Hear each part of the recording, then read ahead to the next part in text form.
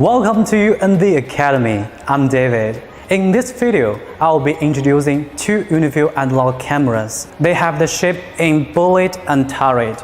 Both of them can provide high-definition image. Let's now jump into this video and look what these two cameras can do. Uniview analog cameras have IP67 water and dust resistance design. It's both plug and play. We can see objects clearly even when the camera is underwater. Besides, we can use OSD function for camera's further settings. Right-click to find the coaxial control. Click arrow key in the center to show up the menu.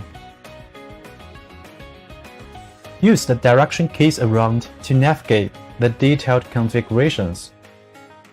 When settings are completed, click the arrow key to confirm.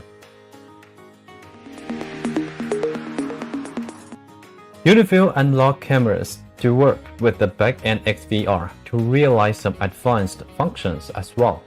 We're here taking the motion detection as the example. The checked action we set is the pop-up window.